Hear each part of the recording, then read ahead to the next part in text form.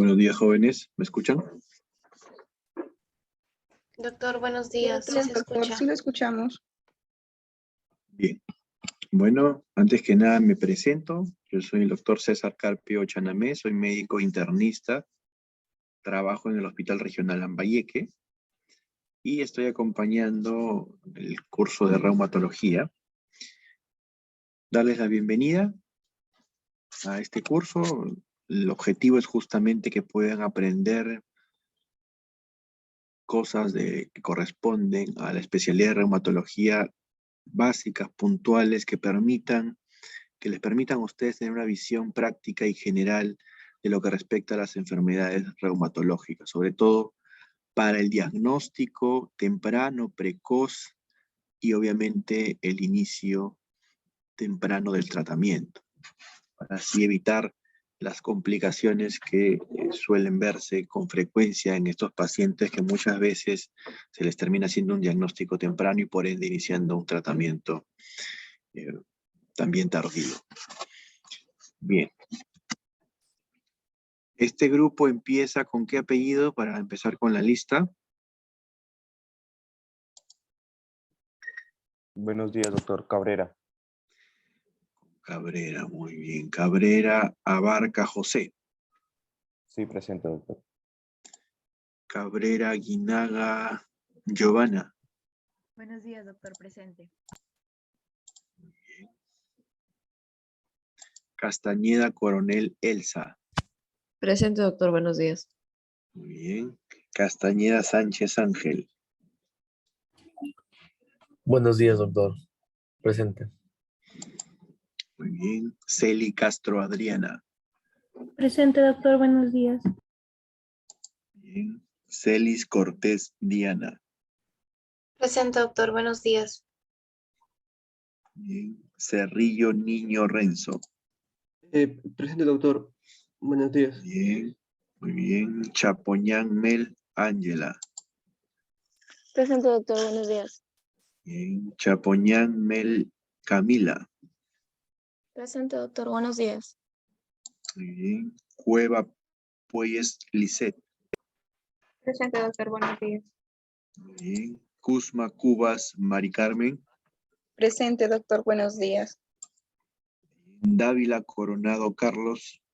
Buen día, doctor, presente. Bien. Dávila Vázquez York. Buen día, doctor, presente. De la Cruz Vega, creo que ese ya es otro grupo, ¿no? Sí, doctor, solo hasta York Dávila Vázquez. Solo hasta York. Perfecto. Muy bien. Bien, todos presentes.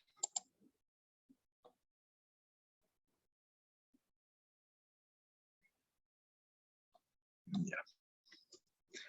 Entonces ahora voy a compartir pantalla para dar inicio a la sesión programada para hoy. ¿Pueden visualizar mi pantalla? ¿Logran verla? Sí, doctor. Sí, doctor. Bien, entonces para hoy tenemos programado hablar de generalidades y evaluación sindrómica en reumatología. Quisiera empezar mencionando que la reumatología es una rama de la medicina interna que se encarga de estudiar las enfermedades que afectan al aparato locomotor y el tejido conectivo, a todo lo que corresponde al sistema osteomioarticular, al soma. Es importante tener una visión general de las enfermedades reumáticas en las cuales podamos clasificar dos grandes grupos. Y es decir, que dentro de las enfermedades reumáticas podemos encontrarnos con patologías inflamatorias o patologías degenerativas. Y es importante que de entrada, ante un trastorno reumatológico, podamos diferenciar entre una u otra clasificación, si es inflamatoria o degenerativa. Entonces es importante que nosotros de entrada en la evaluación que hagamos de un paciente con un problema reumatológico o un trastorno articular, podamos definir si estamos frente a un síndrome inflamatorio o un síndrome mecánico. Y como corresponde a un síndrome, va a haber un conjunto de síntomas y signos que van a permitir las características clínicas de uno de ellos. ¿Qué características clínicas hay que tener en cuenta? Uno de ellos es la rigidez matutina. Muchos pacientes pueden acudir porque sienten dificultad para hacer puño, disminución de la fuerza de prensión, sobre todo por las mañanas. Ahora, el tiempo es importante. Cuando esa rigidez matutina excede los 30 minutos o sobre todo los 60 minutos, va a favor de un síndrome de tipo inflamatorio. A diferencia del síndrome mecánico, en el cual también puede aparecer rigidez, pero esta suele durar menos de 30 minutos. Por otro lado, tenemos a la fatiga. ¿Cómo definen ustedes fatiga? ¿Alguien me puede definir este término?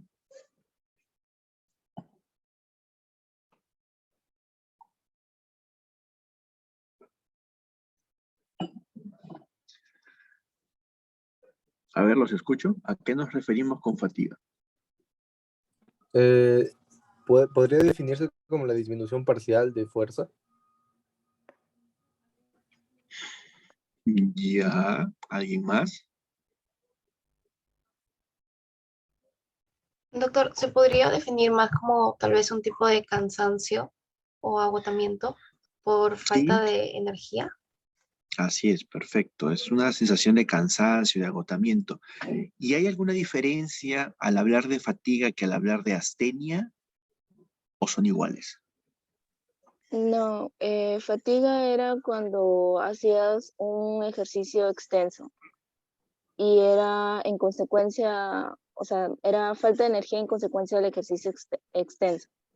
Y ya la astenia era un cansancio sin haber realizado un ejercicio extenso o esfuerzo físico. Bien. Carlos levantó la mano. Bueno, sí, doctor, es parecido a lo que dijo ya mi compañero. Nada más. Ya. Diana. Sí, aparte de lo que dijo mi compañera, creo que en la astenia no desaparecía con cuando la persona descansaba. Ya, sí, es muy importante lo que han mencionado, porque la fatiga justamente es esa sensación de cansancio, de agotamiento que aparece con la actividad, ¿no? Al realizar algún tipo de actividad física. A diferencia de la astenia, en la cual puede aparecer incluso sin haber iniciado la actividad.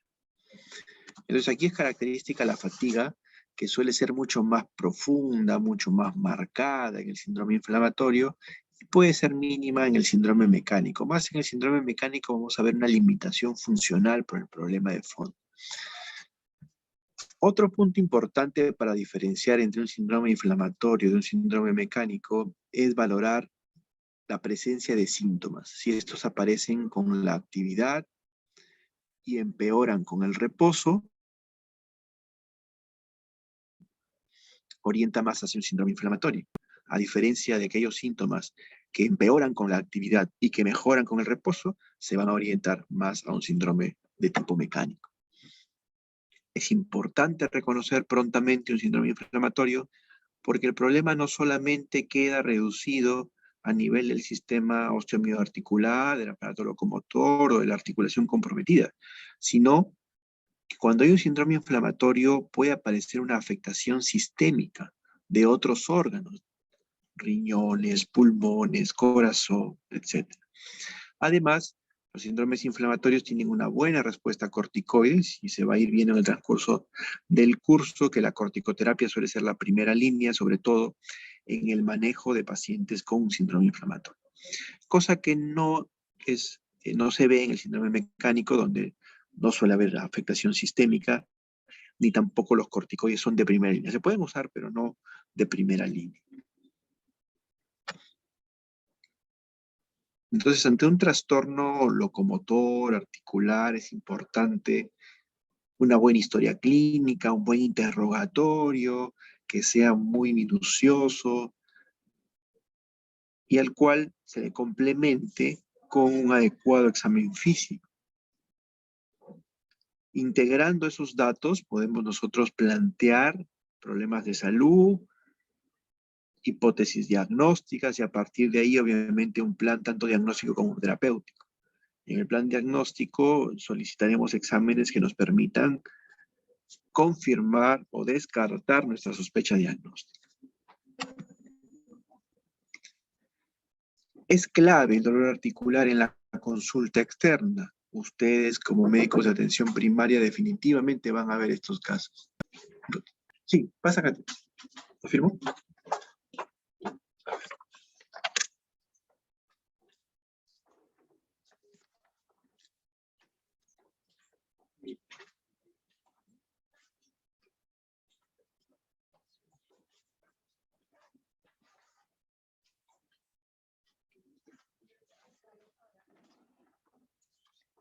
¿Dónde va la firma?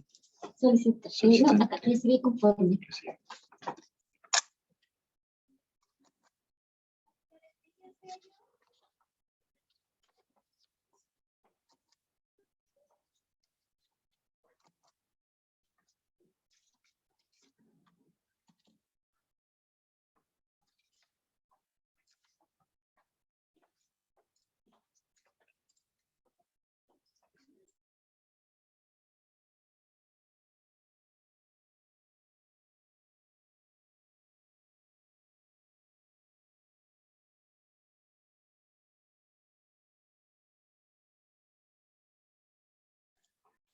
Bien, entonces, el dolor articular es una patología muy frecuente. Lo van a ver ustedes en atención primaria, una vez terminando la universidad, ya como médicos generales, van a hacer su serum, van a atender a pacientes en la periferia. Y obviamente el dolor articular es importante evaluarlo porque se ve con bastante frecuencia. Y constituye una causa importante de discapacidad. Puede afectar a personas de todas las edades, no solamente se limita a adultos mayores, sino a cualquier edad puede afectar. Y tiene un origen que puede ser muy variado. Entonces es un problema frecuente, con una prevalencia que puede llegar hasta el 40%. Y cuando nosotros estamos frente a un paciente con un dolor articular, debemos plantearnos algunas interrogantes. Uno de ellos es si es que realmente el origen de ese dolor es articular o probablemente sea no articular, extraarticular, periarticular. Debemos preguntarnos también si el patrón que presenta es inflamatorio o es mecánico, es decir, ¿se engloba dentro de un síndrome inflamatorio o dentro de un síndrome mecánico? Según las características que hemos visto. También es importante ver el tiempo para poder plantear si estamos frente a un proceso agudo o a un proceso crónico. Y obviamente determinar el número de articulaciones que están comprometidas. Entonces, en primer lugar nos preguntamos, el paciente viene por un dolor en la articulación. Como en este rodilla. El paciente viene con una gonalgia, una gonartralgia, dolor. Ahora tenemos que definir que el problema realmente será de la articulación o tal vez puede ser extraarticular. Podemos pedirle al paciente que localice exactamente su dolor y que señale con un dedo la zona donde le produce dolor. Si el paciente nos señala por encima de la rodilla, entonces eso puede estar más afín con un cuadro extraarticular que puede corresponder a un problema de tendón, a un problema de bursa, etc. O si está a los costados, si está por debajo. En cambio, si nos señala la rodilla, prácticamente toda la rodilla, esto nos va a orientar más de hacia un problema netamente articular. Entonces, la localización precisa del dolor es importante, poder pedirle al paciente que la señale. Ahora, hay características que nos permiten diferenciar entre un dolor articular y un dolor no articular. Porque al hablar de dolor articular estamos hablando de compromiso de la membrana sinovial, de los cartílagos, de la articulación, de los ligamentos intraarticulares y del hueso yuxtaarticular. En cambio, cuando hablamos de un dolor no articular, nos referimos a ligamentos extraarticulares, fuera de la articulación, bursas, músculos, fascia, etc. Entonces, ¿qué es importante evaluar? La movilidad. Ya hemos mencionado la localización, ¿no? Que es muy específica en el dolor no articular, mientras que suele ser más difusa y más profunda en el dolor articular. Pero otro punto importante es evaluar la movilidad. Y aquí hay que evaluar la movilidad tanto activa como pasiva. ¿A qué me refiero con movilidad activa? A ver, ¿quién me puede definir ello? Doctor, ¿sería la movilidad en este caso que se le pide al paciente pues que él mismo realice los movimientos, ya sea de flexión y extensión? Perfecto, así es. La movilidad activa es aquella que el paciente es el que va a ejercer ese movimiento, ¿no? A diferencia de la movilidad pasiva, en la cual le pedimos al paciente que relaje las articulaciones y nosotros somos los que vamos a realizar esos movimientos de extensión y flexión. Entonces, si la movilidad activa está limitada, puede corresponder tanto a un dolor articular como no articular. La diferencia lo va a ser la movilidad pasiva. Si la movilidad pasiva está limitada, esto nos orienta a un dolor articular. Y si no está limitada, nos orienta a un dolor no articular.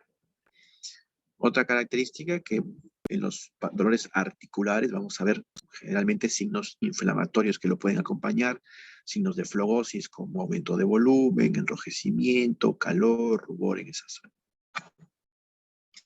Entonces es importante que cuando venga un paciente con un dolor articular, en primer lugar diferenciemos, ¿no? Si es la articulación la que está comprometida o de repente es un componente extraarticular. Entonces, valorar la movilización, valorar la localización del dolor, valorar también si hay signos de flegosis o signos inflamatorios. Una vez que ya hemos determinado si el problema es articular o no, hay que definir si estamos frente a un trastorno inflamatorio o no inflamatorio. Es decir, si hay una artritis o una artralgia. Y esto es importante porque cada uno va a tener sus diferencias y lo importante, como habíamos mencionado al inicio, de identificar un proceso, un trastorno inflamatorio, es que el problema no se localiza solamente en la articulación, sino que puede haber también compromiso sistémico y suele ser obviamente mucho más riesgoso que un problema mecánico. Entonces, en la artritis va a haber afectación de la articulación, sobre todo de la membrana sinovial. Vamos a ver que esta se puede presentar a cualquier edad, siendo más común entre los 20 o 40 años. Hay una rigidez importante característica de los procesos inflamatorios, es decir, más allá de 30 minutos, de una hora, que empeora con el reposo y mejora con la actividad. Y lo importante es también que esto puede provocar síntomas extraarticulares. Puede afectar al corazón, al pulmón, a los riñones, etc. En cambio, cuando definimos que es un proceso mecánico, un trastorno mecánico tipo osteoartritis o artrosis, aquí sí la característica es que no suelen presentar síntomas extraarticulares, se limita al problema articular, puede aparecer una rigidez, pero poco duradera. Aquí la afectación es principalmente sobre el cartílago y el dolor característico es aquel que empeora con la actividad y que mejora con el reposo. Entonces, cuando nos llegue un paciente con dolor articular, hay que evaluar las articulaciones comprometidas y hay que también comparar una extremidad con la otra, ¿no? Si viene un paciente con un dolor articular periférico, llámese muñecas, rodillas, hay que evaluarla comparando un lado con otro, hay que evaluar articulación por articulación, en el caso de articulaciones pequeñas como las articulaciones en los dedos de las manos, hay que evaluar articulación por articulación, metacarpofalángicas, interfalángicas proximales, interfalángicas distales, buscar si es que hay signos de sinovitis, es decir, signos inflamatorios, dolor, calor, aumento de volumen. Muchas veces los pacientes también pueden venir por un aumento de volumen de una articulación grande, como puede ser la rodilla. Hay que palpar esa zona, realizar diferentes maniobras para poder ver si es que ese aumento de volumen probablemente se pueda deber a un derrame o una efusión articular, en la cual podríamos valorar incluso hacer una artrocentesis, es decir, un drenaje, una extracción de ese líquido. Entonces es importante valorar si aparecen signos inflamatorios o signos flogóticos en un paciente con dolor articular. Recordar que el trastorno articular puede ser inflamatorio, en lo cual hablaremos de artritis, o podemos tener también un problema articular no inflamatorio, la clásica osteoartritis o artrosis, pero también puede aparecer un problema no articular inflamatorio, como en el caso de la bursitis, que son componentes extraarticulares. Entonces es importante valorar si existen o no signos inflamatorios. Hemos mencionado que la rigidez es un factor importante para valorar si estamos frente a un síndrome inflamatorio o un síndrome mecánico. Ya hemos mencionado las características de cada uno de ellos. Es importante entonces poder detectar precozmente a aquellos pacientes con compromiso articular inflamatorio, es decir, con sospecha de artritis reumatoide, porque antiguamente era fácil hacer el diagnóstico de una AR cuando veías a un paciente ya con deformidades características, dedos en ráfaga, dedos en cuello de cisne, etc. Entonces ahora lo que se quiere es un diagnóstico cada vez más precoz, más temprano, para evitar justamente llegar a esos estadios avanzados, en lo cual ya prácticamente se vuelven condiciones irreversibles. Entonces es importante que rápidamente, si nosotros detectamos a un paciente con un compromiso articular inflamatorio, hay que descartar artritis. De todas maneras, artritis reumatoide. Entonces, ¿qué signos nos van a encender la alarma?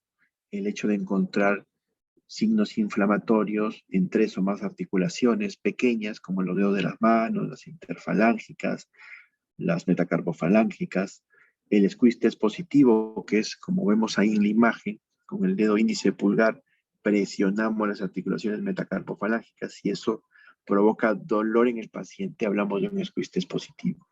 Y la rigidez matutina de 30 minutos a más también debe alertarnos a que probablemente estemos frente a la artritis reumatoide y obviamente hay que tratar de valorar si cumple con los criterios o no. Otro punto es el modo de inicio y la duración. Siendo el punto de corte 6 semanas, por debajo de 6 semanas hablaremos de un proceso agudo y por encima de 6 semanas hablaremos de un proceso crónico. Doctor, Eso una es consulta, importante. disculpe que Sí. me interrumpa. ¿Qué Sí, pasa si doctora. cae en 6 semanas, por ejemplo, el tiempo de enfermedad? ¿Sería subagudo o cómo consideramos? No, lo consideramos ya como crónico, de 6 semanas para Crónico. arriba. Sí, Ya. de 6 semanas para arriba. Entonces, agudo nos puede plantear ciertas posibilidades diagnósticas, mientras que crónico otras. Por ejemplo, un cuadro articular agudo podría ser una artritis séptica, una artritis bacteriana, una artritis reactiva o una artritis por cristales. Aquí están viendo que yo estoy considerando artritis reumatoide y es que cuando, bueno, ya desarrollen este tema van a ver que si bien es cierto, la gran mayoría de pacientes con artritis tienen un patrón típico de presentación, lo cual incluye que sea un proceso más crónico, más allá de 6 semanas. Es lo típico, lo clásico, pero puede haber también un pequeño porcentaje que puede hacer una presentación aguda, brusca. Entonces hay que de todas maneras tenerlo en cuenta. Mientras que aquellos procesos crónicos ya me pueden orientar más hacia un proceso mecánico tipo osteoartrosis y bueno, lo que les comentaba, típico de artritis reumatoide también, si es que obviamente a ello se asocia un patrón inflamatorio.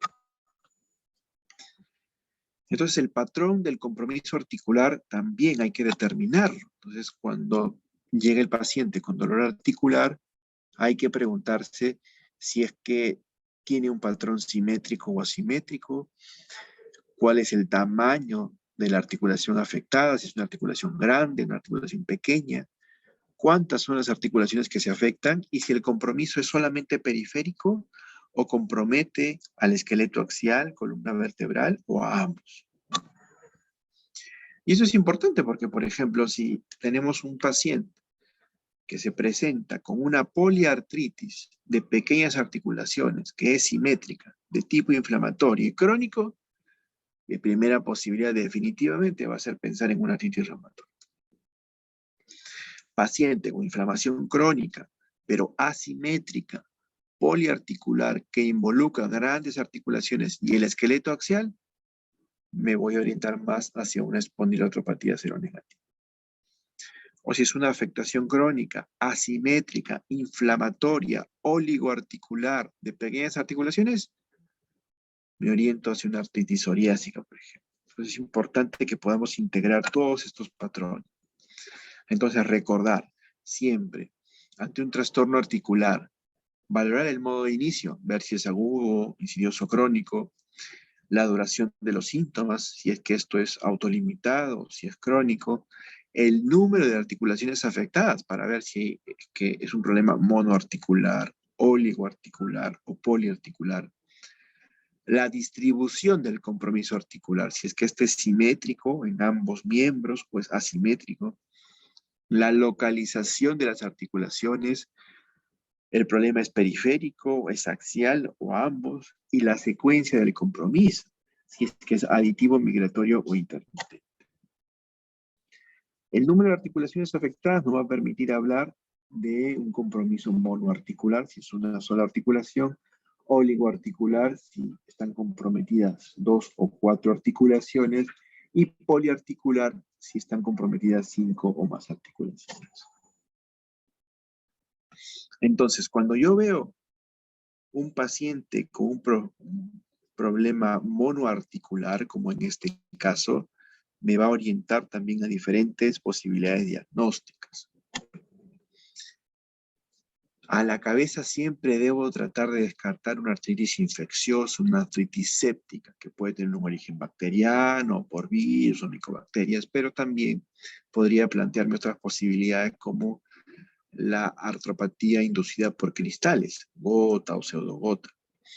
O también puede ser debido a un problema traumático, una artritis reactiva, etc. Entonces aquí, una vez más, hay que integrar todos los datos que el paciente trae consigo. Cuando estamos frente a una monoartritis aguda, tenemos un paciente con un dolor articular en una sola articulación, en la cual hay signos inflamatorios, incluso evidencia de fusión articular, derrame articular, y no está muy clara la causa y necesito descartar prontamente una artritis séptica, entonces lo ideal es hacer una artrocentesis y estudiar al líquido sinovial. Y ese líquido sinovial, según sus características, nos puede orientar a la causa, si es una causa infecciosa o si de repente es otro tipo de causas, cristales, etcétera, o incluso mecánico. Entonces, si están frente a un paciente con una monoartritis aguda, lo primero que hay que hacer, una buena historia clínica, un buen examen físico y definir si es un síndrome articular inflamatorio o periarticular. Si es articular, definitivamente, obviamente dentro de la historia hay que preguntar si ha tenido algún trauma últimamente. Si no es así y aparece signos de efusión, de derrame articular, entonces la artrocentesis es importante para poder definir el origen, si es inflamatorio, si es infeccioso, si es mecánico.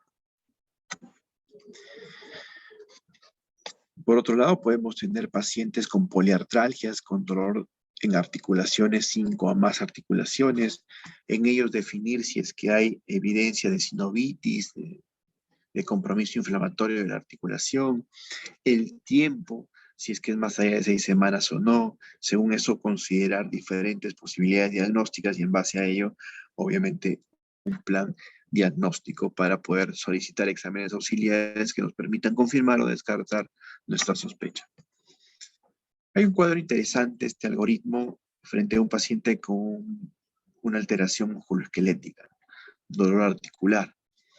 En primer lugar, hay que ver si es que el problema es articular en sí o probablemente extraarticular. Si es extraarticular, hay que tener en cuenta que puede ser un proceso inflamatorio o no inflamatorio. Un trauma, por ejemplo, un golpe que haya sufrido en la articulación comprometida es causa de un dolor no articular, no inflamatorio.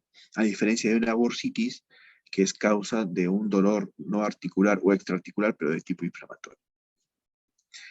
Por otro lado está que si el paciente tenga un compromiso de la articulación Y hay que ver si es que están comprometidas, cuántas son las articulaciones comprometidas, si es un patrón mono o oligoarticular o poliarticular. Y a su vez diferenciar si tiene características inflamatorias o no inflamatorias, si es agudo o si es crónico. En el caso de la poliartritis crónica no inflamatoria, a la cabeza pensar en una osteoartritis o una artrosis. Pero si es una poliartritis crónica inflamatoria, a la cabeza artritis reumatoide. En el caso de una monoartritis aguda,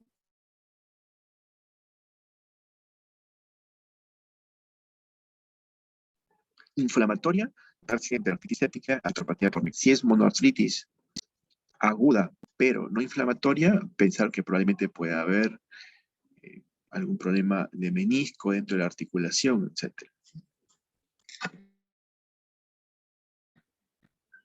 Pero hay que tener en cuenta que no es raro que aparezca una monoartritis en el contexto de una artritis reumatoide o de un lupus, y que incluso esta monoartritis de todas maneras hay que seguir pensando que puede ser de origen infeccioso y no formar necesariamente parte de la artritis o del lupus. Ante una monoartritis aguda, cuando no estamos muy seguros, ya saben, de la causa, la artrocentesis es importante. Entonces, el hecho de evaluar patrones nos va a permitir valorar diferenciales. Poliartritis, por ejemplo, artritis reumatoide siempre a la cabeza, pero también pueden haber otras consideraciones como el lupus eritematoso sistémico, como la esclerodermia, la osteoartrosis. Obviamente cada uno de ellos va a tener sus características. Poliartritis crónica, simétrica, de pequeñas articulaciones, crónico, lo primero que voy a pensar es artritis reumatoide. Pero si tengo una poliartritis en una mujer joven, en edad fértil, con alas de mariposa, caída de cabello, úlceras orales, me voy a orientar más al lupus. Tengo no poliartritis, sino poliartralgias, dolores articulares, grandes articulaciones, rodillas, hombros, codos. En paciente adulto mayor, lo primero que plantearía es una osteoartrosis generalizada. Entonces, va a depender de que integremos todos los datos que nuestro paciente nos da. Asimismo, ver si es que el compromiso es simétrico o no. Recuerden que lo característico de la AR es que sea simétrico. Las degenerativas también pueden ser simétricas, pero se van a orientar más hacia un cuadro clínico de un síndrome mecánico. Asimétrico inflamatorio en las espondiloartropatías seronegativas. Y también es importante ver si es que hay un compromiso axial de columna vertebral, es periférico o ambos son los afectados. Entonces, las espondiloartropatías seronegativas se caracterizan justamente por tener cuadro clínico inflamatorio que afecta tanto al esqueleto axial como afectación periférica. Es importante valorar si solamente hay un problema a nivel periférico de extremidades, a nivel de columna vertebral o de ambos. Entonces, hay que valorar el compromiso en miembros superiores, en miembros inferiores, integrar bien todos los datos. Recuerden que la artritis reumatoide se caracteriza porque es una poliartritis crónica simétrica bilateral que afecta a pequeñas articulaciones inicialmente y que después también puede afectar grandes articulaciones. Al hablar de pequeñas articulaciones nos referimos a articulaciones metacarpofalángicas, interfalángicas proximales, y una característica importante es que suele respetar a las interfalángicas distales. No vemos compromiso de interfalángicas distales en artritis reumatoide y es algo que debe hacernos sospechar en otro tipo de entidades si es que se le encuentra. Por ejemplo, acá podemos mostrar un paciente que viene a la consulta con esta imagen superior, en la cual sí vemos que hay un compromiso de interfalángica distal y que pueda tener un componente inflamatorio, sinovitis. No voy a pensar en primer lugar en una artritis reumatoide, sino en otras posibilidades, como puede ser una artropatía psoriásica, en la cual sí suele haber compromiso de interfalángicas distales, o puede encontrar también dactilitis asociada a esos dedos en salchicha. Abajo tenemos unas imágenes que corresponden a un paciente con osteoartritis, con artrosis. Vemos que es característica la aparición de nódulos en las interfalángicas distales, que son los nódulos de Everdan, y los nódulos de Bouchard en las interfalángicas proximales. Esto se tiene que tener súper claro. ya que es importante, lo van a ver ustedes en la práctica clínica con bastante frecuencia. Yo recuerdo que hace un tiempo a la consulta externa me llega un paciente referido de un centro de salud por un médico de atención primaria, un médico general, en la cual consideraba como diagnóstico presuntivo una artritis reumatoide. Y por eso lo deriva, para poder hacer el diagnóstico precoz. Bueno, el paciente llega y al momento de evaluarlo no tenía ninguna característica inflamatoria, ninguna de las características que engloba un síndrome inflamatorio. Al evaluar las articulaciones no habían signos de sinovitis y lo que teníamos era justamente una afectación de interfalángica distal, que peor todavía, más alejaba la posibilidad de artritis reumatoide. Y esa afectación distal era por los nódulos de Ebert. Entonces, el hecho de encontrar nódulos de Ebert, nódulos de Bouchard, no encontrar un compromiso inflamatorio en las articulaciones, obviamente te va a alejar la posibilidad de una artritis reumatoide. Podríamos plantear más un síndrome mecánico, como es una osteoartritis, osteoartrosis, o también llamada artrosis. Pero ¿qué sucede en la artritis reumatoide temprana? Lo que sí queremos identificar prontamente. Si ya vemos un paciente que viene con evidencia de sinovitis, con hinchazón de las articulaciones, ya sea las metacarpofalángicas o interfalángicas proximales, o la aparición de una hinchazón fusiforme de las articulaciones interfalángicas proximales, típica de la artritis reumatoide, la rigidez matutina característica del proceso inflamatorio que dura más de 30 minutos o de una hora, lo cual ocasionaría dificultad para hacer puño, reduciría la fuerza prensil, incluso provocaría sensibilidad de las articulaciones afectadas. Podemos tener también estas manos edematosas simétricas, que es un hallazgo temprano común, sobre todo en la enfermedad mixta del tejido conectivo.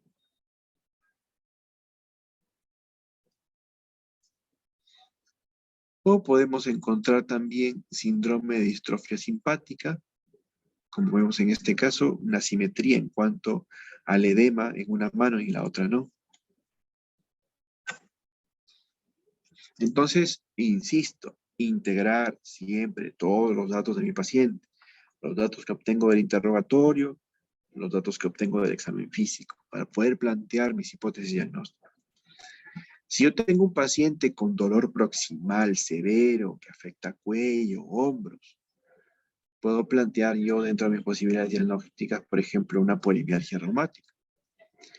La polimialgia reumática es una condición que clínicamente se caracteriza porque hay afectación de cintura escapular, hombros, brazos y cintura pelviana, muslos, en la cual el paciente tiene debilidad para levantar los brazos, para peinarse, para levantarse de una silla, para subir escaleras.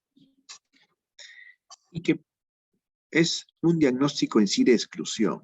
Obviamente primero se van a ir descartando otras posibilidades.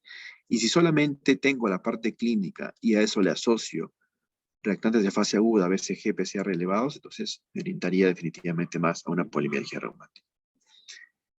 O si tengo un paciente adulto mayor, anciano, con dolor en hombros bilateral, hay que sospechar una artritis reumatoide de debut en un paciente adulto mayor.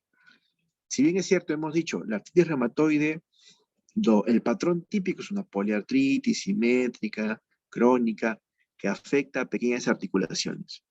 Pero eso se da normalmente en los rangos entre 20 y 40 años. Pero en ancianos, generalmente, el debut de una artritis reumatoide, que también se puede dar, se ve con afectación de grandes articulaciones. Entonces, mucho cuidado con la omalgia bilateral, con el dolor de hombros bilateral de un adulto mayor, que puede ser el inicio de una artritis reumatoide. Así que hay que tener cuidado con eso.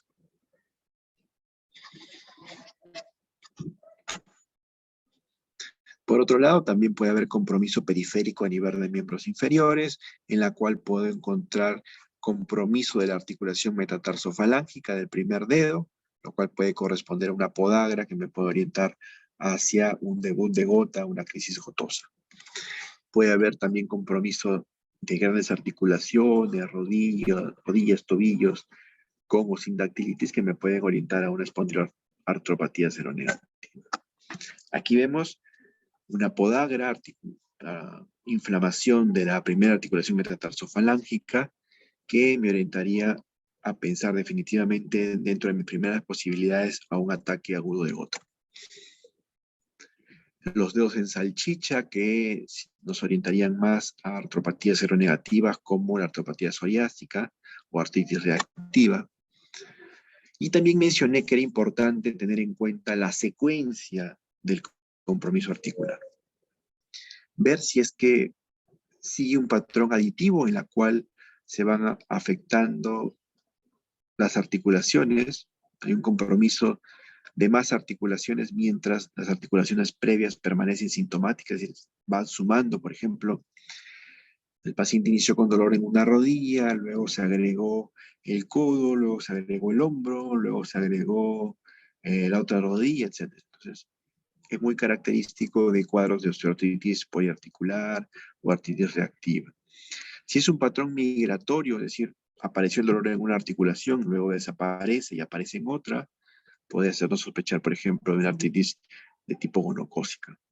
O si tiene un patrón intermitente, en la cual hay periodos en los que está libre de dolor, en otros reaparece. Tener en cuenta, por ejemplo, la artritis inducida por cristales, como es la gota. Recuerden que la gota tiene un periodo intercrítico en el cual el paciente está libre de molestias hasta que vuelve a ser una crisis. Entonces, integrar todos los datos. Poliartritis inflamatoria, crónica, simétrica, de pequeñas articulaciones, pensar en artritis reumatoide. Poliartritis inflamatoria, crónica, asimétrica, de grandes articulaciones y en la cual puede haber compromiso axial, pensamos en espondiloartropatía seronegativa. Oligoartritis inflamatoria, crónica, asimétrica, de pequeñas articulaciones y que incluso puede afectar a la interfalángica distal, podemos pensar en una artritis psoriásica. Entonces aquí hay una diferencia en cuanto a los patrones que nos orientan a pensar en una u otra patología. La artritis reumatoide, una característica importante es que tiene un patrón simétrico, a diferencia de las espondiloartropatías seronegativas o de la gota, que tiene un patrón asimétrico. Además, en la AR suele tener un patrón también poliarticular, a diferencia de las espondiloartropatías seronegativas, en la cual hay un patrón que suele ser oligoarticular. Y también hay que tener en cuenta si hay otros signos o síntomas asociados, es decir, no solamente abocarnos al problema articular, hay que ver si es que hay compromiso de otro órgano. Por ejemplo, si viene un paciente con un dolor articular, pero con signos oculares, por ejemplo, epiescleritis, uveitis, viene un ojo rojo por estos motivos asociado al dolor articular, yo podría ya plantearme, por ejemplo, una espondiloartropatía seronegativa, en la cual es característico que aparezcan estos trastornos. O si tengo un paciente con dolor articular y signos cutáneos, como por ejemplo psoriasis, un paciente con las placas psoriáticas dérmicas características y con dolor articular, puedo plantear una artropatía psoriásica definitivamente. Paciente en el cual yo puedo evidenciar dactilitis, también me puedo orientar a una artropatía seronegativa. Paciente en el cual yo vea eritema nodoso asociado, me puedo orientar de repente también a una vasculitis. O paciente que tenga un fenómeno de Raynaud presente con un dolor articular. Recuerden que el fenómeno de Raynaud es un trastorno vasomotor que tiene una fase en la cual hay una vasoconstricción que genera justamente palidez, cianosis, seguido de una fase de broncodilatación en el cual se enrojece la mano. Entonces, dos de estos tres criterios, ya sea palidez, cianosis y rubicundez, me hace catalogar a un paciente como fenómeno de Raynaud, sobre todo cuando se desencadena por el estrés o por el frío. Cuando identifican un fenómeno de Raynaud, es importante descartar si están frente a un fenómeno de Raynaud primario o secundario. Porque si es secundario, puede deberse a diferentes patologías autoinmunes. A la cabeza, lo más frecuente es esclerodermia. Sin embargo, hay otras patologías también, como lupus, por ejemplo, en la cual puede aparecer Raynaud, y también compromiso articular, artritis reumatoide, también puede aparecer Raynaud, compromiso articular, etc. ¿O qué pasa si el paciente tiene dolor articular y alteraciones urogenitales? Podría sospechar en una artritis reactiva, por ejemplo. O si se asocia a alteraciones digestivas, puedas también pensar o plantear una enfermedad inflamatoria intestinal que puede provocar también cuadros articulares. Entonces, integrar, ya saben. Si yo tengo un paciente que viene con dolor articular, dolor de cabeza, es un adulto mayor, el dolor es sobre todo en zona temporal, podría plantear sobre todo una artritis temporal, una arteritis de la temporal, que es una vasculitis de grandes vasos. O si es un paciente, una paciente mujer, edad fértil, caída de cabello, úlceras orales, dolor articular, podría plantear sobre todo un lupus. O si tengo un paciente con unas placas psoriásicas, dolor articular, una artritis psoriásica. O si tengo un paciente que de repente tiene sequedad en los ojos, serostomía, seroftalmia, dolor articular, podría plantear el Sjögren. Compromiso ocular, como hemos visto, ojo rojo, dolor articular, espondiloartropatías. Entonces, integrar siempre, no se olvide, ¿ya? Y también la historia familiar es importante, sobre todo de primer grado, padres, hermanos, si sufren de psoriasis, de espondilitis anquilosante, de gota. Muy bien, entonces en base a todo el interrogatorio y el examen físico, yo puedo plantear ya mis hipótesis diagnósticas y a partir de ahí un plan diagnóstico en el cual voy a solicitar exámenes complementarios que me van a permitir confirmar o diagnosticar mi sospecha. Entonces, no hay un examen de laboratorio específico para alguna enfermedad reumática, es importante una buena historia clínica y un buen examen físico, considerando siempre si hay alguna afectación sistémica asociada o agregada al dolor articular que pueda presentar. Las imágenes suelen ser útiles, sí, sobre todo cuando hay una historia de trauma o de lesión, o cuando hay un dolor articular por encima de las 6 semanas, o cuando hay un compromiso poliarticular reciente, o sospecha de una artritis séptica o gota. La radiografía nos va a servir si podemos incluso ver inicialmente edema de tejidos blandos, como vemos aquí en esta primera imagen, en la cual hay una hinchazón de tejidos blandos, o podemos ver condrocalcinosis en aquellos adultos mayores que vienen con dolor de una articulación grande. Tomamos una placa y encontramos esta lámina, esta imagen laminar radiopaca, que es característica de una condrocalcinosis. Podemos también tener evidencia de una efusión articular, de un derrame articular. Aquí podemos ver por placa, obviamente la ecografía o la resonancia van a ser mucho más sensibles. Podemos encontrar osteopenia yuxtaarticular, como vemos aquí.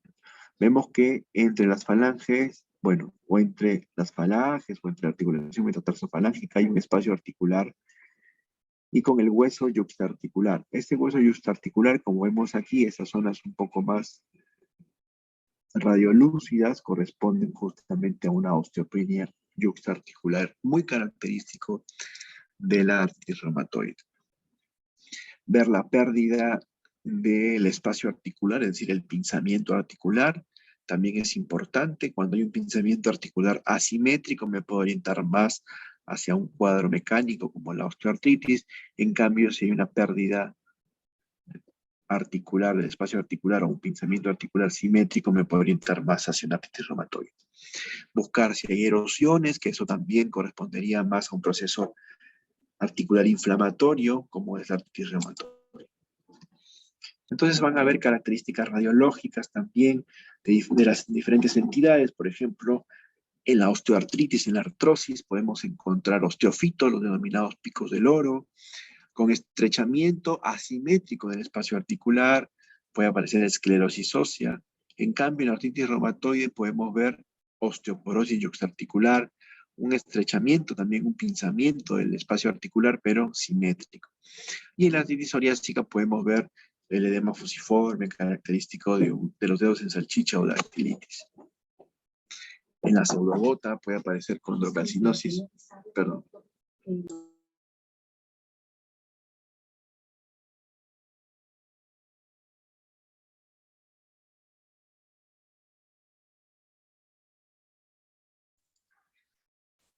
Muy bien.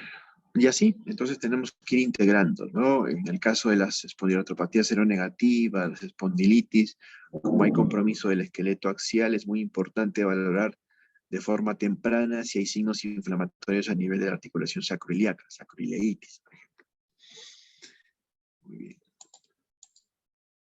Entonces, resumiendo una vez más, si llega a ustedes un paciente con un dolor musculoesquelético, lo primero hay que ver si es que hay un trastorno reumatológico articular o extraarticular. Si hay un compromiso articular, hay que ver el tiempo de evolución, si es agudo o si es crónico, y si es crónico, a su vez ver si es de tipo inflamatorio o no, y si es inflamatorio, el número de articulaciones afectadas, y si es un patrón poliarticular, hay una poliartritis, valorar también si es que la afectación es simétrica o no, y si es simétrica, obviamente podríamos plantear dentro del diferencial una artritis reumatoide o también otros cuadros como son el lupus eritematoso o la esclerodermia. Entonces, ya nos vamos enfocando cuando recibimos un paciente con un trastorno articular, de qué debemos preguntarnos para poder dirigir también en primer lugar el interrogatorio y obviamente también los exámenes complementarios que vamos a solicitar. Entonces, los pacientes con dolor articular constituyen un desafío, tanto para el médico como para su tratamiento. Muchas veces no es tan fácil. Se necesita una historia clínica minuciosa, que se complemente con un buen examen físico, ¿no? Y con los exámenes auxiliares correspondientes. Siempre preguntarse si el problema es articular o no, si hay un patrón inflamatorio o no, y si el problema es agudo o crónico. Los patrones, no olvidarse, siempre es importante para poder obtener datos que nos puedan orientar hacia nuestro diagnóstico.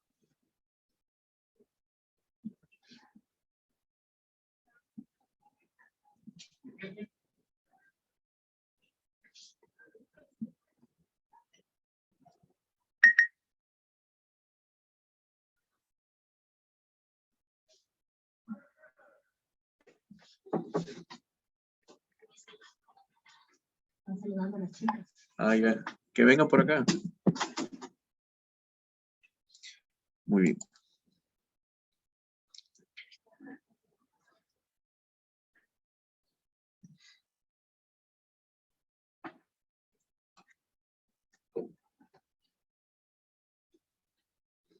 Entonces también es importante recordar que no solamente hay que enfocarnos en el problema articular, hay que también buscar si hay alguna característica extraarticular, si hay un compromiso sistémico de órganos, riñón, pulmón, corazón, etc. La rigidez matutina es un signo clave, no olvidarlo.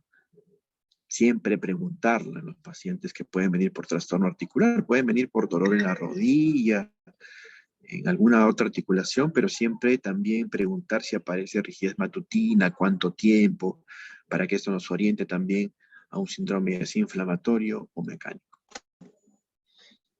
Ahora, ¿cuál va a ser el tratamiento? Eso va a depender si es que se cataloga como un dolor articular de tipo inflamatorio o mecánico.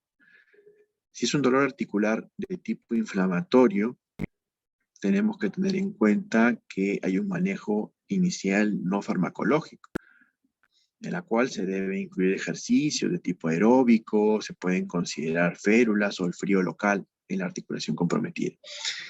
La base del tratamiento se puede incluir AINES o corticoides, colchicina en el caso de gota, o incluso fármacos modificadores de la enfermedad según corresponda.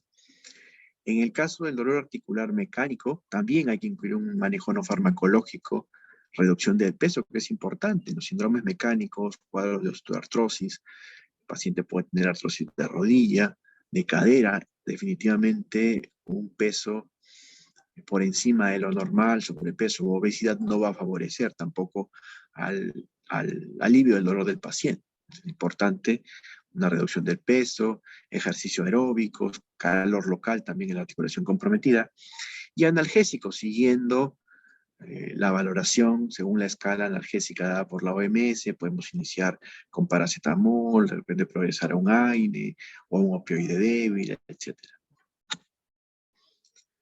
¿A quiénes van a derivar al servicio de urgencias? ¿A qué pacientes? Aquellos pacientes en los que hay sospecha de artritis séptica. Recuerden que esto es una emergencia, porque la artritis séptica progresa rápidamente y puede destruir la articulación. Entonces, si tengo un paciente que me viene con una monoartritis aguda, una rodilla que espontáneamente se hinchó, empezó a tener signos de flogosis, con calor, rubor, aumento de volumen, el paciente luce tóxico, con fiebre, malestar general, sospecha de antiséptica, ese paciente rápidamente debe ser enviado a la emergencia. O aquel paciente que tiene un gran derrame articular, o mal estado general, alteración importante del hemograma o impotencia funcional aguda. ¿A quiénes mandaremos al traumatólogo? Pues aquellos en los que hay un antecedente de algún trauma, de alguna lesión o sospecha de un proceso neoplásico óseo.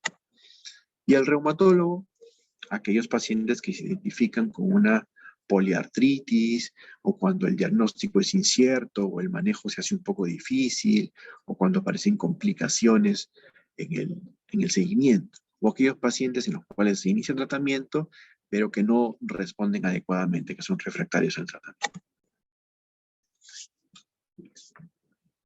Muy bien, hasta ahí. ¿Alguna pregunta o algún aporte, algo que ustedes quieran agregar? Hola, doctor. Un momento.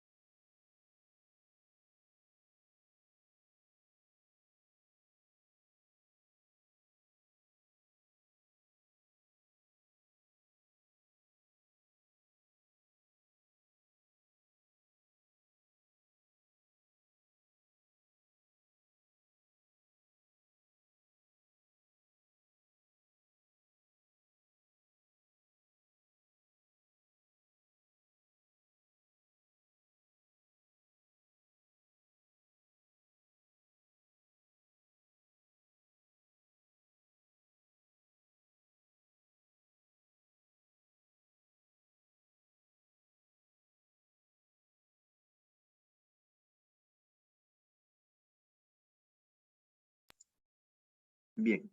¿Preguntas o comentarios?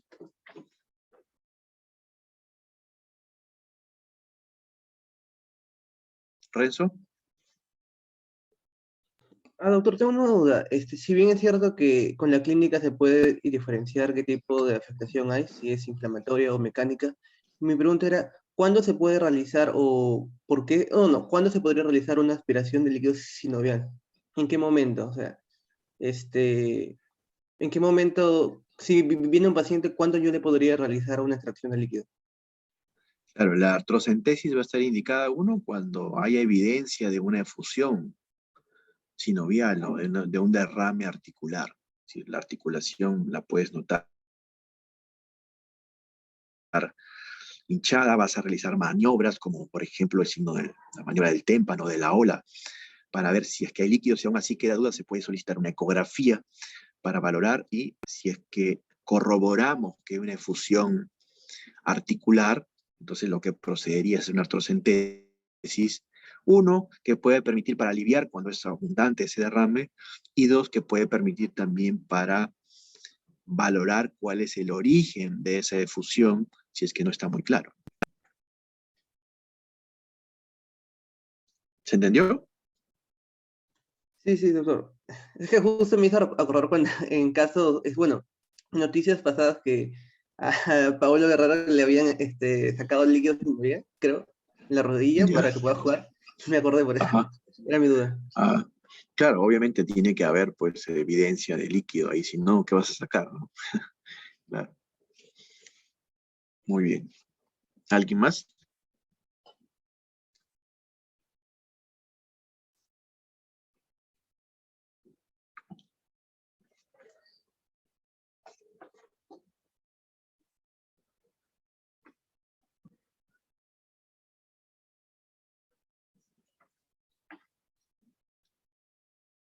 Bueno, si no hay más preguntas, vamos a pasar a resolver unos pequeños casos. Y aquí necesito su participación. A ver, respecto a lo que ya se ha mencionado en la clase.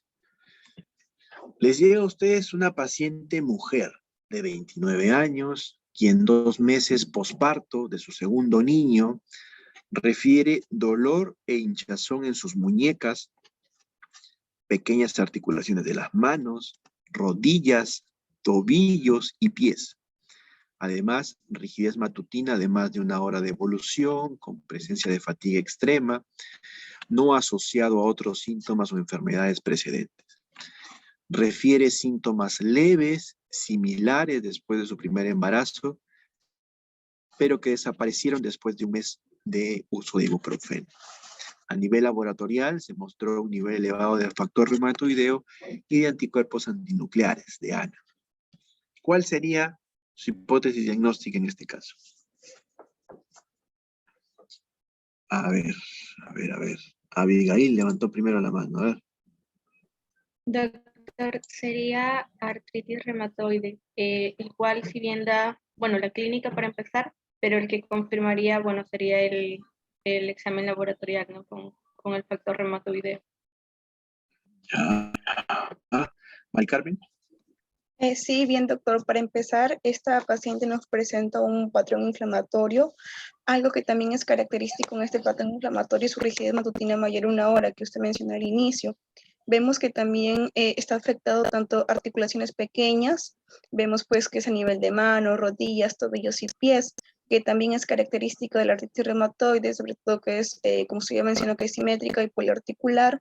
Además, usted también mencionó que las artritis se dan en rangos de 20 a 40 años y coincide con el rango de la paciente. Y vemos que esto es algo recurrente, ¿no? Porque también le pasó en su primer embarazo y ahora viene también en su segundo embarazo. Entonces es algo también crónico y que encaja en el cuadro de una artritis reumatoide. Además, pues, de los análisis laboratoriales que tienen un factor reumatoide elevado, ya confirmaría lo que estamos planteando, ¿no?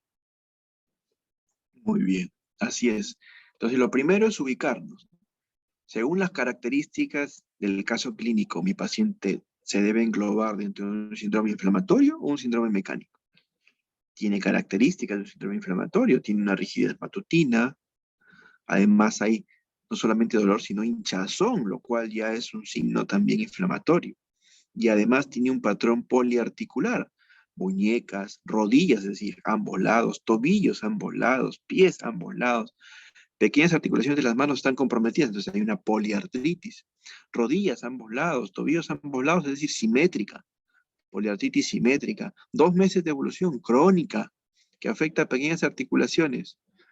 En ese rango de edad, con un factor reumatoideo elevado, definitivamente mi primera posibilidad va a ser plantear una artritis reumatoide. El ANA es más un distractor. Recuerden que el ANA puede aparecer también en otros cuadros autoinmunes como artritis reumatoide, no es exclusiva solamente de lupus. Entonces, muy bien. Siguiente caso. Doctor, Mujer. disculpe, yo tengo una consulta con el anterior caso. En ese caso, ¿sería necesario a la paciente pedirle otros análisis o solamente con el factor reumatoideo ya es suficiente como para diagnosticarlo? No, sí sería importante valorar otros exámenes, ¿no?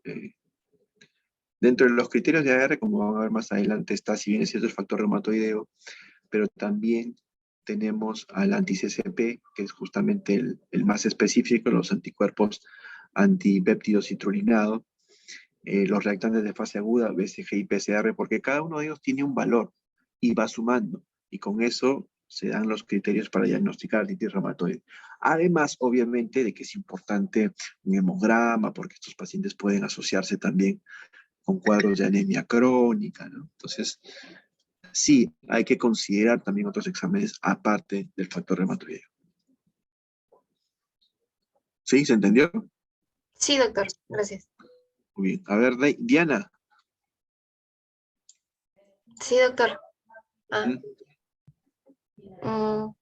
Te escuchamos.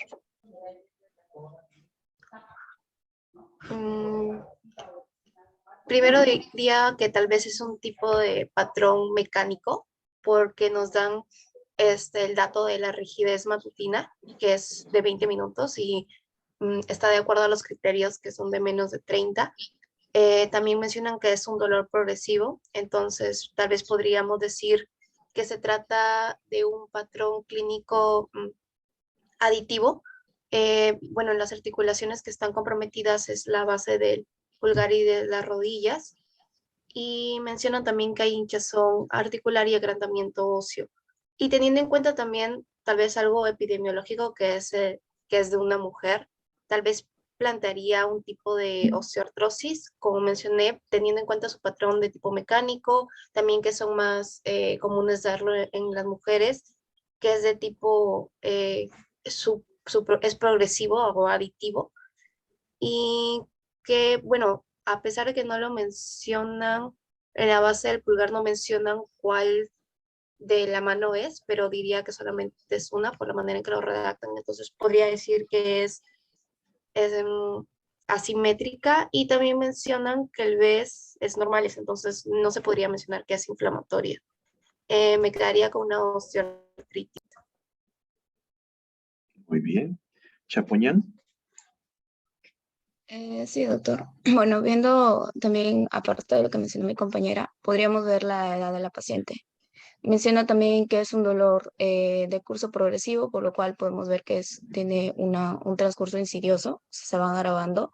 El dolor empeora con la actividad, como mencionó mi compañera, también podríamos mencionar que es un síndrome mecánico en cuanto mientras más actividad realiza la paciente, más va a empeorar los síntomas. Tiene una rigidez matutina de 20 minutos que sería menos de los 30 minutos que mencionó que nos estaría diferenciando entre un síndrome mecánico e inflamatorio. Y bueno, también yo por la deformación, el agrandamiento óseo y por la edad de la paciente, yo también mencionaría que es una osteoartrosis, perdón. Muy bien. Así es, exactamente lo que mencionan. Entonces, en primer lugar, enfocarnos. Es un síndrome mecánico, correcto. Tienen las características. Ahora, adulta mayor, compromiso de grandes articulaciones, no hay signos inflamatorios, no hay hinchazón, hemograma normal. Obviamente nos va a orientar más hacia un cuadro mecánico que correspondería a una osteoartrosis. Perfecto. Siguiente caso.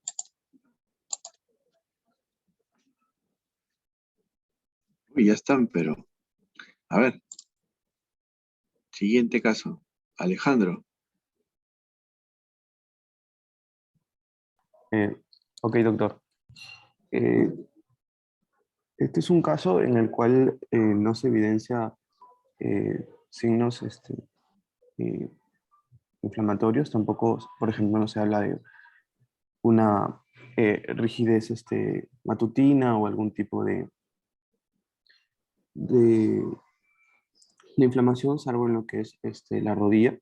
Menciona que, bueno, sí menciona rigidez, pero no menciona el tiempo. Y menciona dolor tanto en hombro y rodilla, y también está afectada la columna torácica, por lo cual podríamos estar hablando de un patrón oligo articular que afecta o que presenta una distribución axial y que probablemente sea asimétrica.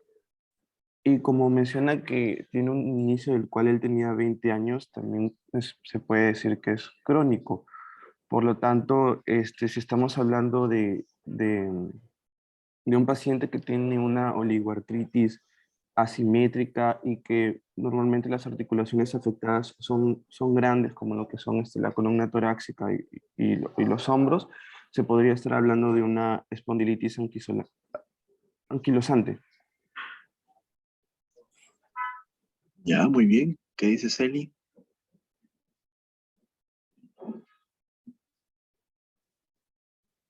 ¿Shelly dijo doctor? Sí, Celi Castro. Sí, doctor, estoy de acuerdo con mi compañero, ¿no? Ya que se puede ver una afección asimétrica, ¿no? También se ve, bueno, lo que sería el,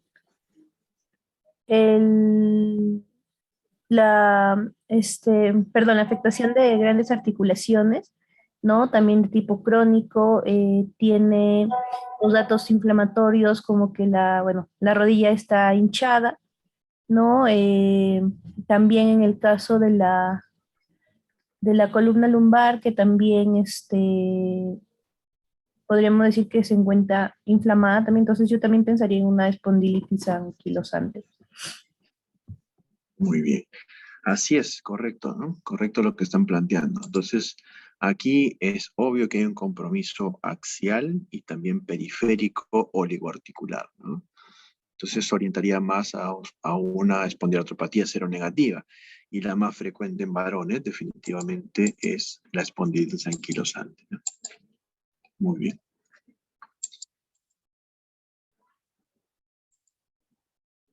A ver, en este caso, ¿qué opinan?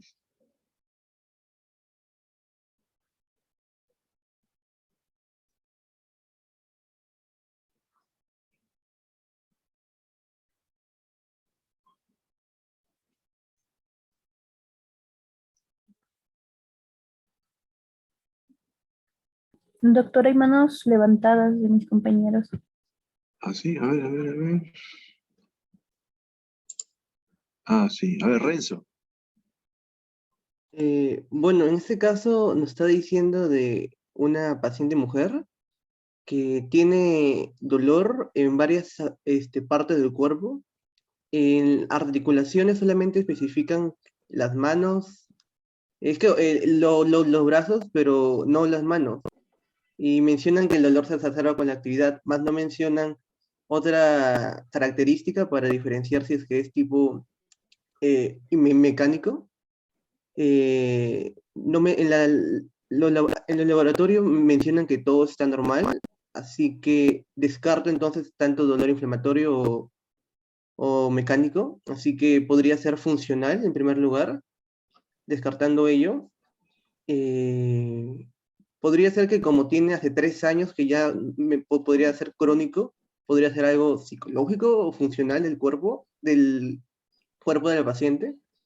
Y como tiene puntos específicos, podría ser la fibromialgia, que es una patología funcional, en este caso, pero tendrían que ver cuántos puntos, contar los puntos para ver el diagnóstico. Bueno, eso diría. Ya, muy bien. York.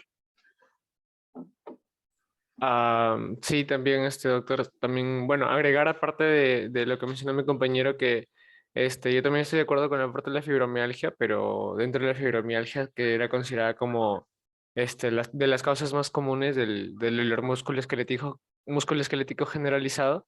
Y pues también había, o bueno, estaba el criterio que había leído de que al menos tenía que ser por más de 3 meses Y este dolor generalizado multisitio también se veía reflejado en el examen físico, que, bueno, pues se tenía sensibilidad generalizada, pero no había esos signos de inflamación o tumefacción en esos sitios dolorosos. Y también era tipo medio refractario. Y aparte, la fatiga que presentaba era como que tipo consecuente al dolor, pero, o sea, no tanto por el cansancio, sino más por el dolor que se producía. Y dentro de los exámenes, había leído que, bueno, el hemograma podría salir normal y lo que sí, por ejemplo, podría haberse elevado, o bueno, en este caso no mencionan, no, quizá no lo sacaron, pero era los reactantes de fase aguda. Pero bueno, eso es todo, doctor. Muy bien, muy bien. Rubí. Sí, sí, doctor. Nada más para agregar, creo que también es importante resaltar lo de la diarrea episódica que se alterna con periodos de constipación, puesto que esto nos puede orientar de repente a un síndrome de colon irritable, ¿no? Lo cual se ha demostrado que tiene fuerte asociación con la fibromialgia también. Eso, doctor, para agregar. Claro, así es, perfecto. La fibromialgia es un trastorno en el cual el paciente tiene un dolor pues, generalizado y se puede asociar a un componente emocional importante, ¿no? La habilidad emocional, insomnio, cuadros de intestino irritable como son diarrea, constipación y suele darse más en mujeres que en varones. Muy típico lo que vemos acá y los exámenes auxiliares suelen salir normales. Entonces, estamos de acuerdo que se trata sobre todo de una fibromialgia. Muy bien, eso era todo lo que quería traerles el día de hoy. No sé si hay alguna pregunta o comentario.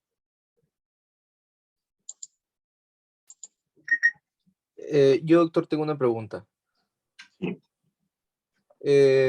Bueno, en el primer caso, acerca del factor reumatoideo, yo le quería preguntar si, o sea, tengo que sospechar de la artritis reumatoide en base a la clínica o en caso de que me aparezca el factor reumatoideo, porque yo había leído que el factor reumatoideo es para pronóstico, ¿no? Y no es para diagnóstico.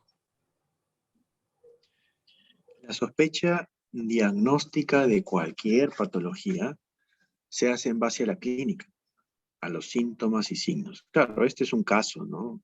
Pero en la vida real, el paciente te va a venir a contar sus molestias y vas a identificar tus síntomas y signos. Y a partir de ahí se construye una hipótesis diagnóstica. En el caso de la artritis reumatoide, ya van a ver, hay criterios de clasificación. Ya son criterios de clasificación porque se han usado en los grandes estudios, ensayos clínicos, para poder clasificar a un paciente, englobarlo, en este caso, dentro de lo que corresponde a artritis reumatoide. En la práctica clínica utilizamos esos criterios de clasificación como criterios diagnósticos. Y van a ver que dentro de los criterios de clasificación que utilizamos como criterios diagnósticos en AR está también el factor reumatoideo y el anti-CCP. Cada uno de ellos va a tener un valor, se va a sumar y a partir de ahí, si llegamos al número indicado, podemos plantear como diagnóstico artritis reumatoide. Entonces, el factor reumatoideo va a formar parte de tu plan diagnóstico. Es decir, tú identificas a un paciente con una clínica que te va a hacer sospechar de artritis reumatoide, el siguiente paso es pedir los exámenes que te ayuden a confirmarlo. Dentro de eso, factor reumatoideo, anti-CCP, BCG, PCR.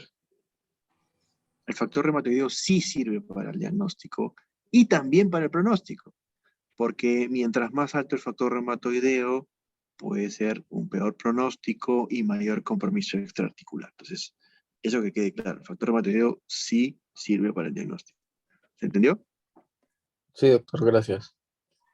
Hay algunos casos en los que incluso puede aparecer una clínica típica con un factor reumatoideo negativo.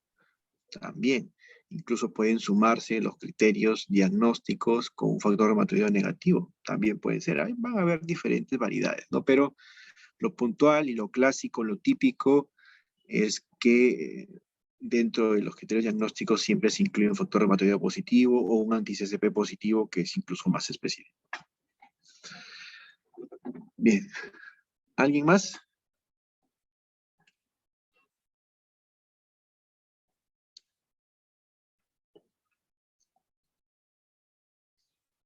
¿Sí? ¿Se entendió la clase? ¿Fui claro? ¿O algo que quieran de repente aportar ustedes que hayan leído, no se haya mencionado? De mi parte, doctor, todo claro, muy entendible. Sí, doctor, todo ha quedado claro.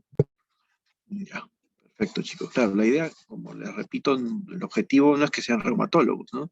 Sino de que tengan la capacidad que corresponde justamente a un médico de atención primaria, un médico clínico, en la cual podamos sospechar de la entidad, en este caso problemas reumatológicos, lo más temprano posible para evitar complicaciones futuras. Muy bien, bien jóvenes, si no hay más, entonces ahí lo dejamos por hoy, ya nos reencontraremos la próxima semana, ¿no? El día lunes. Muy bien, que tengan buenos días, nos vemos. Muchas gracias, doctor. Hasta Hasta luego. luego. Gracias. Muchas gracias, doctor. Doctor, Hasta luego. gracias. No, doctor, gracias.